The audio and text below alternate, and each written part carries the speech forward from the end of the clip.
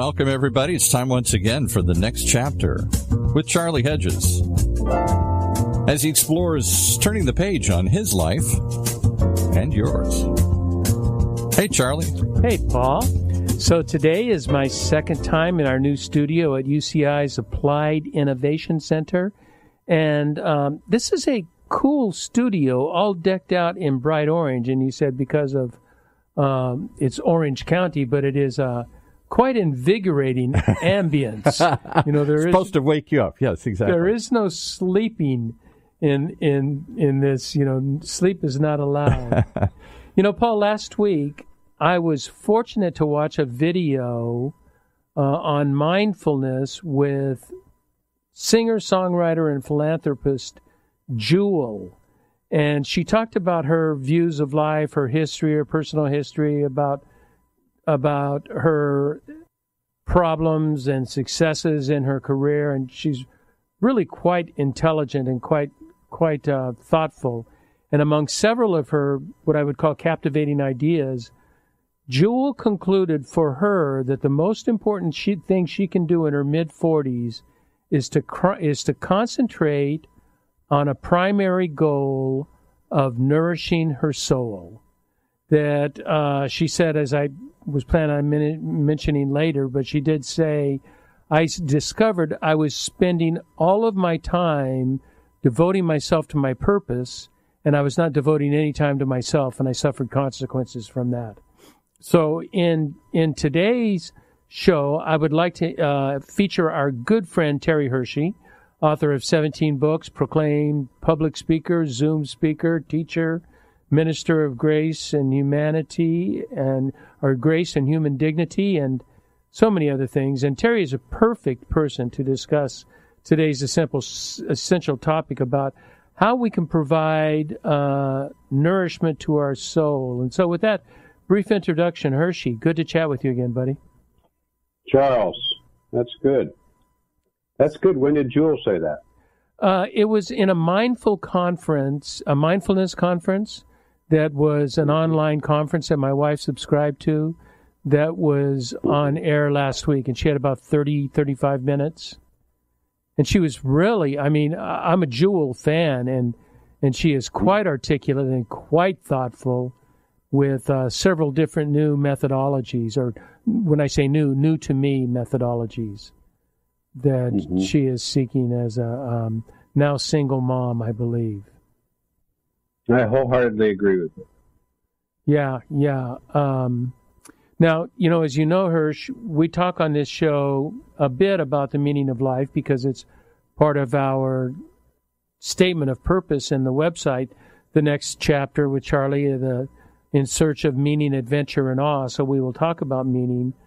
But in hindsight, I wonder if we might have, I don't know if errantly is the right word, but put too much of an emphasis on the focus of externals when it comes to essential issues regarding the personal meaning of life, when it seems to be much more about the development of an essential inner life. You know, I look at my life, Hirsch, and I've had goals all my life to measure my life, and was letting areas, less than significant accomplishments telling me I was okay. Now I realize that in my inside I was screaming, I had a screaming need for nourishment. Have you ever felt anything like that? The short answer is yes. The long answer is many times. When did you, because you know you were so successful when we were here in Southern California together, in your, would that have been your early 30s? Late 20s. Late 20s. Okay, late 20s. Late 20s. Started late 20s and through the 30s is when I lived there, early 30s. Yeah, you were extraordinarily successful. And it seemed at that time, you know, while we talked about nourishment and relationship, we still were into counting numbers. How big am I? How much money am I making? How are my books selling? It had to do with measurements. It had to do with the measurements, and that it's probably something you're going to even get to, but it's about, how do we keep score? So let me start with this, because what Jewel is doing is not necessarily proscription or prescription. It's actually a paradigm shift. And that's what's different. That's what happens differently. So there's an African tribe. You'll be kind of relating to this because some of the vibe of African thinking is you've already understood how different some of it is. But there's a tribe where the shaman, the religious leaders, there's no quote pastors, the religious leader, the shaman. So you go to them if you're experiencing complete depression. And so here you get your medication and you go on your way, etc. But the shaman, the shaman asks you 4 questions. And this is what I loved about this. And so what Jewel is saying is, listen, I'm at the top of my craft, my score is high, and yet something's missing. Really, that's what she said. Right, precisely. And so the shaman, here are the 4 questions, and this is the paradigm shift. You ready? Yes. Number 1, when did you stop dancing? Number 2, when did you stop singing? Number 3, when did you stop listening to stories? Number 4, when did you stop being comforted by the sweet territory of silence? Well, great questions. Number 1 and 2 is because I stopped when I discovered I was an utter failure. But that's what's fascinating about it. You failure only because I need to introduce you to a brand new word, Charlie. The word is Balter, B-A-L-T-A-R, Balter, or E-R, B-A-L-T-E-R. Balter means to dance gracelessly. It's what I love it. It's so true. It's so, but you know where I dance gracefully is in my bathroom by myself. Yeah, exactly. But and I do dance gracefully. It is not ungracefully or, it is with, I can actually do it. It doesn't really matter. The point is, it's you. The dancing thing, when did you stop dancing? In other words, when did you stop? That's one thing you see. Is when did you stop experiencing joy? That's what the number first. Yeah, when did you start responding to awe? Exactly. And 2, when did you stop singing? In other words, when did the awe come out or stop coming out of you, singing? 3, when did you stop listening to stories? In other words, finding places where other people are on this same journey with you.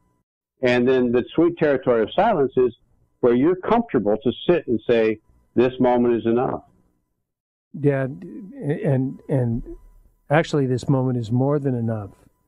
But, you really hit on something, Terry, when you talked about we live in this world of scorekeeping or measurement, and there just are some essential things to human existence that cannot be measured. And items of the soul cannot be measured. And as I'm reading more and more about items of the soul, it is the complete disqualification, annihilation is the word they use, annihilation of scorekeeping and measurements of the soul, because those are what they call the false self. Those are not the true self created in the image of God. Those are a false self that's created in a self-image. And exactly. And they cannot. And the true self cannot be measured. It's a whole different, again, I love your idea of paradigm shift because it is a whole different paradigm. We really are talking about something totally different, aren't we? Exactly. Than what we're currently doing. Yeah, and there's one more word. It's another African word. It's called Sankofa, S-A-N-K-O-F-A.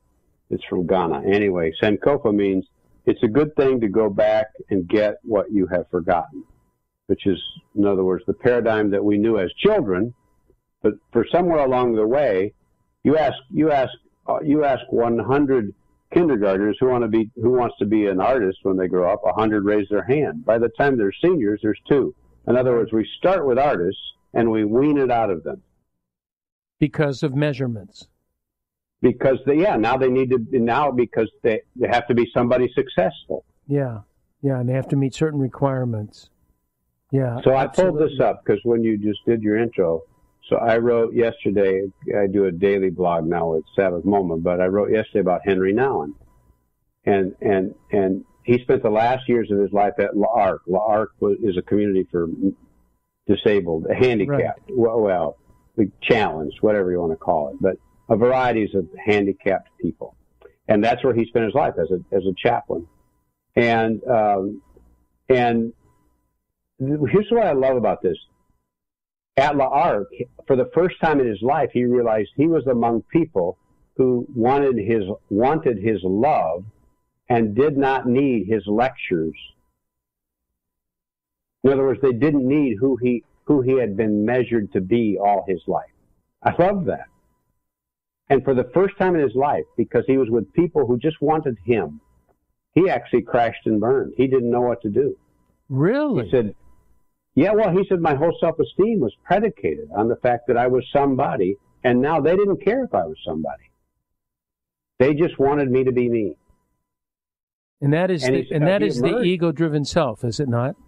Yeah, exactly. So he emerged from that with this new sense of self, this new paradigm of self.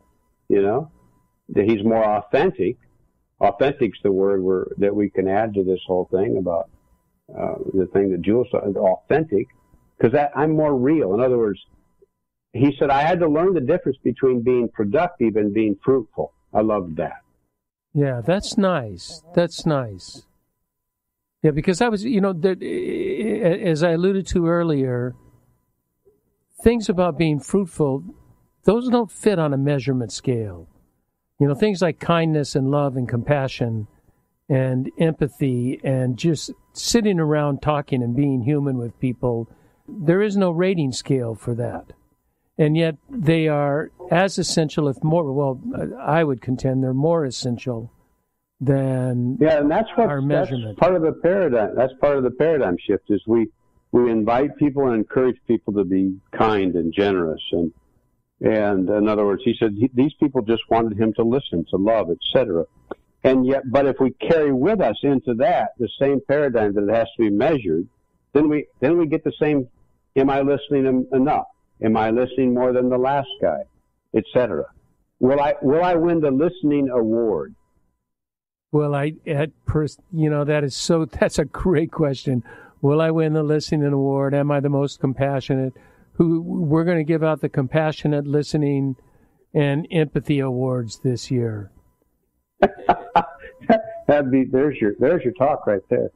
Yeah, we want to be more authentic and care for our souls as long as we can win an award for it. Yeah, as long as it's recognized. Exactly. As long as it's recognized. It's with the unrecognized.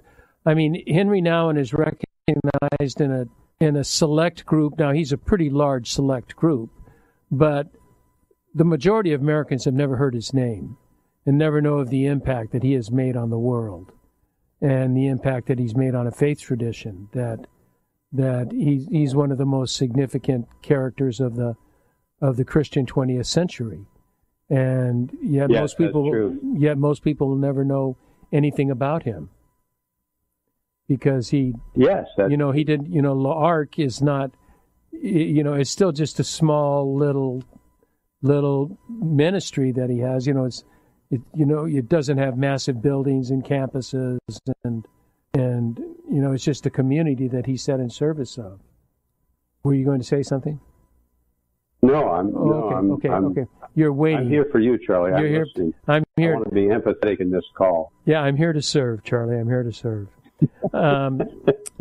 I read something as I was researching this that was from Marriage and Family therapist Joy Malick, who works with deep feelers and people who are intuitive, empathetic, and creative. And she writes of these kinds of people, these probably more right brain than left brain type of people.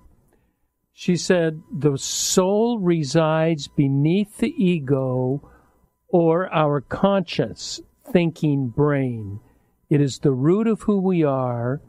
The soul houses our intuition and instincts as well as our strongest yearnings and most resonant wisdom. What else in life is there than what you just mentioned? What is more important? Money and houses and Lexi. Yeah. The short answer, of course, is nothing is more important. The long answer is it's very hard when you've grown up in a system or been trained in a system to know how. Because the question is, how do I do that?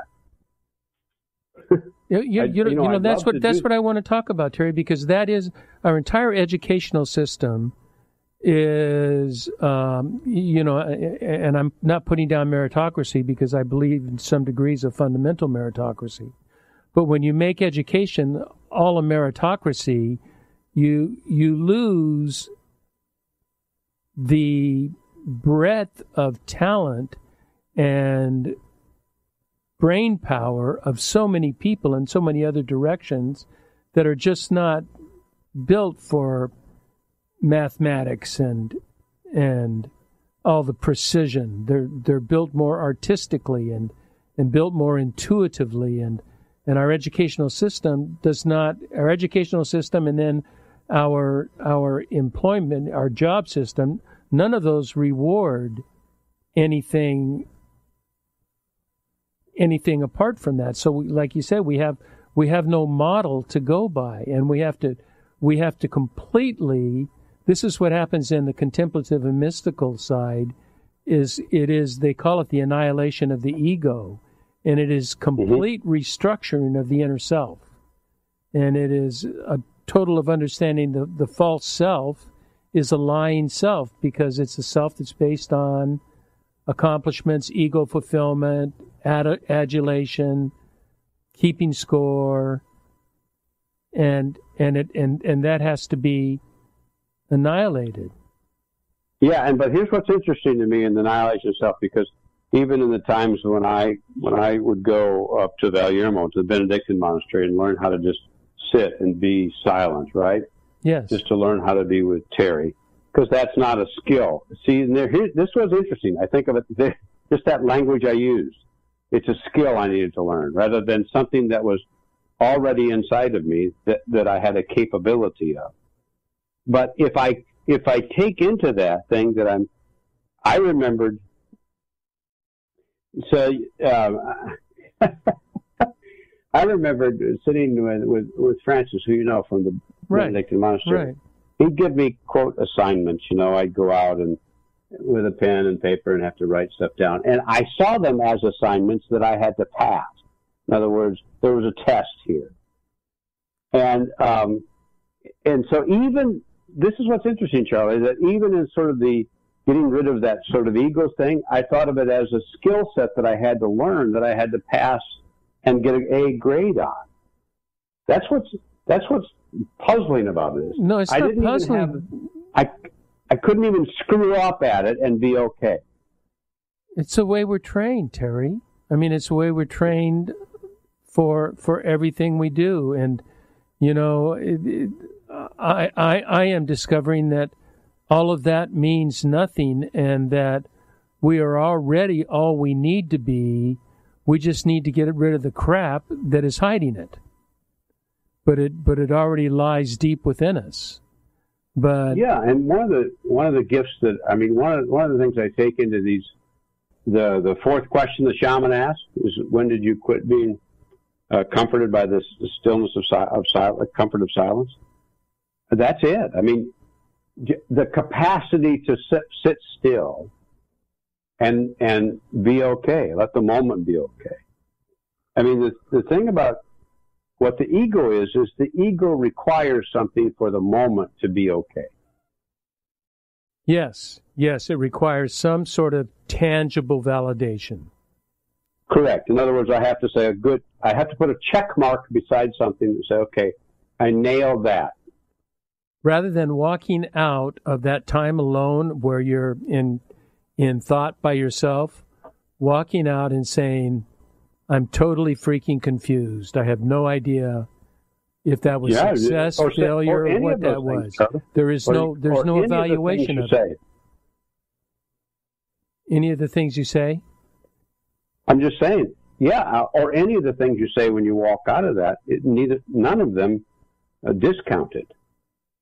One of the things that Jewel brought up, and then we're going to talk about alternative. What we're talking about, the need for nourishing the soul. We're going to talk about this, and then we'll take a break and come back, and we'll talk about ways to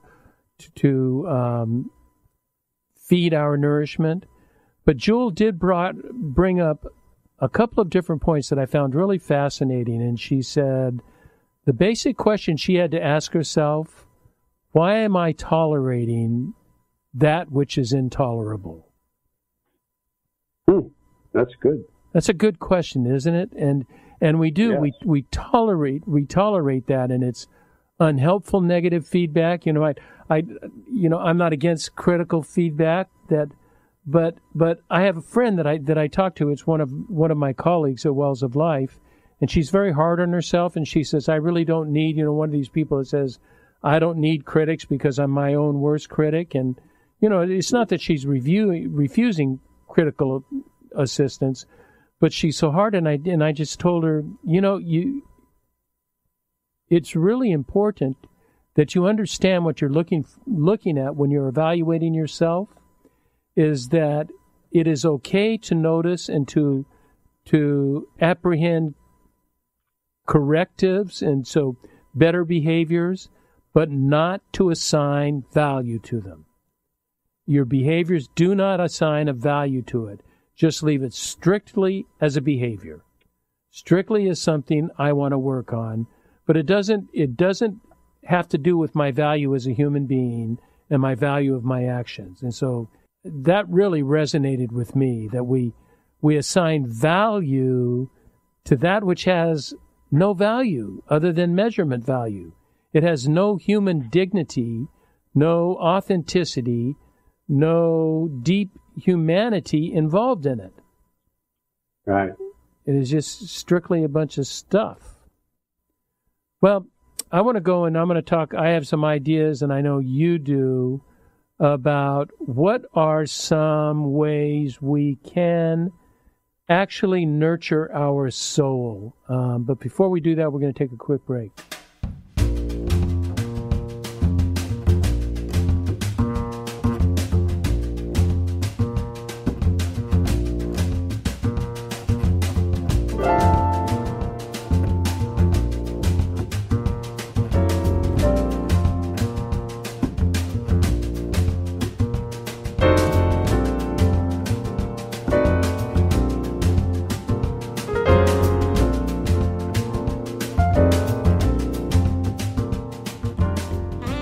Well, that was a nice little interlude that, took about half the podcast.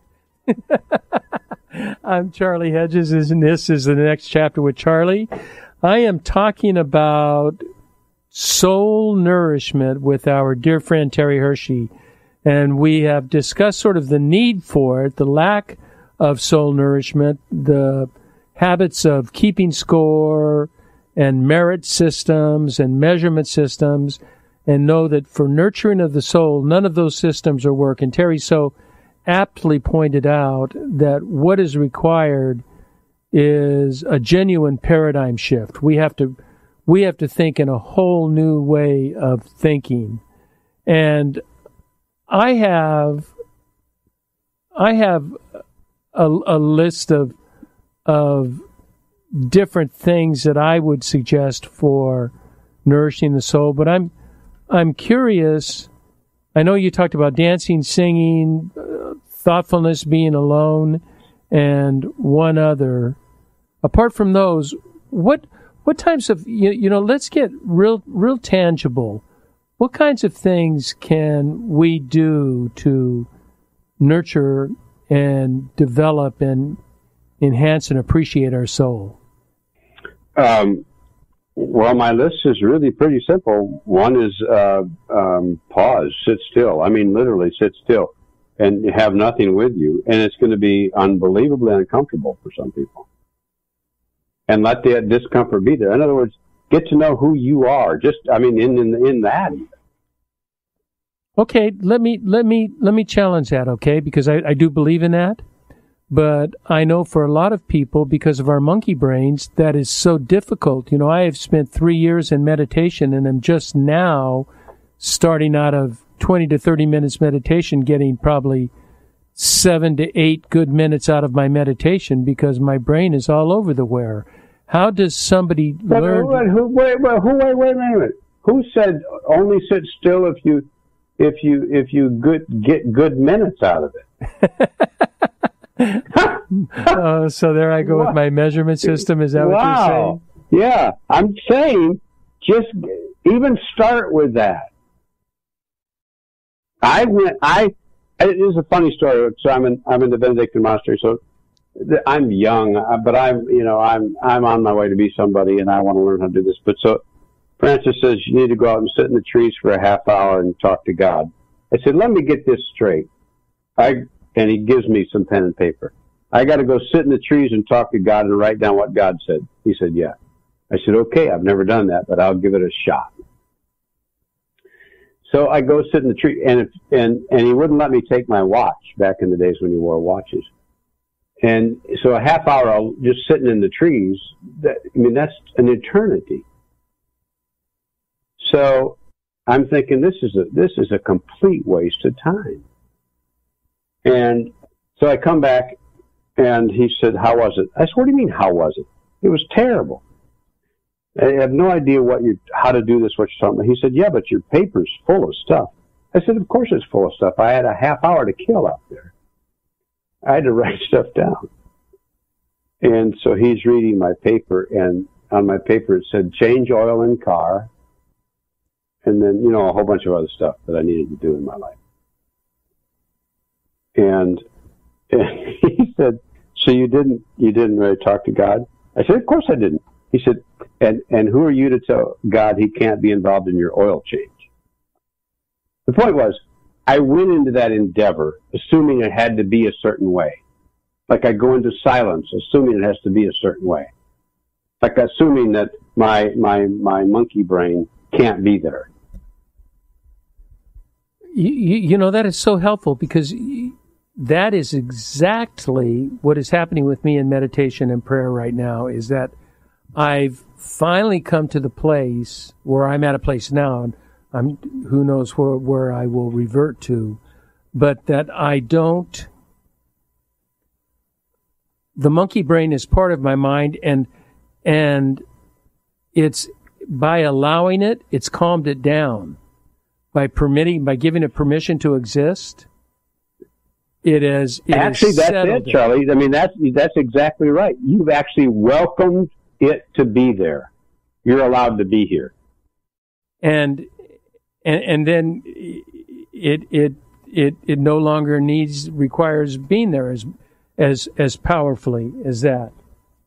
Yeah. It no longer needs to have primary attention now. In line with this, Saint Teresa of Avila advocates in her book Interior Castles, or Interior Castle or Interior Prayer. I'm reading it right now and I can't even remember the name. It's Interior Castles. And she advocates self-awareness and humility. And self-awareness with self-reflection. And that's a lot of what you're talking about, isn't it? It is through self-reflection, and through this time we discover a self-awareness, and we are bombarded with the tyranny of the urgent, the cluttering of the mind, and the process of decluttering. And the irony is, the more you attempt to declutter, as you just explained to me, the more clutter seems to come in. And it's just, as another Jewel quote that I have written down on a piece of paper, she says, peace is not the absence of something, but the harmony with whatever it is, whatever the truth is. It's harmony, it's not abandonment, not absence of. Yeah. I like it. Because one of the things, practically, when people say they sit still and they want to know, quote, how to do it and how to do it right. Just like you're talking about with meditation, like all of us do when we start with that. We want to be able to get to the place where, am I doing this right, so to speak? And so number one is sit still, find stillness, and it's going to suck. I mean, in terms of our mentality about how it should be, it's going to suck. But there will become a time when you'll actually say two words, which is Meister Eckhart's thing about prayer. You'll say, thank you. Thank you. And when gratitude enters that space, it's a messy space, but when gratitude enters it, it's unbelievable. And because you don't need to tidy it up anymore. And once that power of gratitude is there, you know this for a fact. You actually can put down some of the tyranny, the urge that keeps bombarding you. You can just smile at it and say, not today. You're so correct. And so there really is an irony here. The more you try to fight the devils within you, the demons within you, the stronger they get because they resist. But the more you can ignore them and just sit and listen and be quiet, the more the universe or whatever, the source or God or whatever you choose to use, can come in and intervene. And instead of me sort of determining what the outcomes need to be, I've already screwed up outcomes. Why am I trying to make this an outcome? I've already proven that outcome base is a failure. Yeah, go with that sentence, Charlie. That's your sentence. I mean, if outcomes has been what I've screwed up to even start the meditation, why would I take outcomes with me into that? You're right. Yeah. Another thing I want to get at. Go ahead, please. Go ahead. No. I was going to say there's a great story from long time ago about a young monk. He goes to the abbot and he says, "Yeah, I'm supposed to be praying, but I suck at it." And I'm not sure if he said that in the 1600s, but it sounds good. Anyway, he said, "I suck at it." So why? See, because I sit there in my monkey brain, basically. I'm supposed to be praying, but all I get is all this stuff. And he said, and the abbot said, "Well, what do you do?" He said, "Well, I keep trying to swat it away. Like insects. Swat it away so I can be prayerful or peaceful or whatever we're supposed to be." He said, "Why are you doing that?" He said, "What do you mean, why am I doing that?" He said, "Well, all that stuff needs peace too. Why don't you invite it in?" You know what you remind me of when you said that? I don't know if you remember a lecture, boy. I'm going back, Terry, 30 or 40 years to a singles conference I think we did. I want to say Florida, but I don't know if that was right. But we had a speaker from Catholic school in Pittsburgh, and I think it was Suzanne Muto. Do you recall that? Kidding. Wow. Do you remember? Long time ago. Yeah, it was a long time ago, and no one liked her because she was just over everyone's head. She was over everyone's head, and she, today you and I would probably look at her as a spiritual director. But she said when she was talking about distractions, she said it's like eating food in Spain. She said in Spain where I was in Spain, there were so many flies, and so you had a choice while you were eating is to brush away the flies and spend all your meal time brushing away the flies, or just accept the flies and eat your food. I forgot that. That's great. Isn't that? I mean, and that's kind of what we're saying is accept what this is and just go with it. As Jules said, in that it's to be in harmony with what really is rather than to be in disagreement with it, challenging it, fighting it. And the second thing, and I'll throw it in because I don't know where you are time-wise, but the second thing is in the sitting still, and when we're doing that, just in the eating the food, you've already shifted your focus on the food and not the flies. Yeah. And so that's the second thing is what are you paying attention to? So Joshua Tree National Park, which which is north of where you are in the high desert. So when we went there, we used to go there a lot when Zach was just a boy. And when you go into the building there, when you're in the national park, they give you maps, etc. And they give a little booklet to kids. This is for young kids. And it has coloring things and other stuff. And the most remarkable thing, there's a page. This was for kids under age of 10. Joshua Tree. And it says, find a place where you can sit quiet for 10 minutes. And you're thinking, oh, okay. But then it gives them a list of things to look for, to pay attention to, that will make them glad. Things they've never seen before.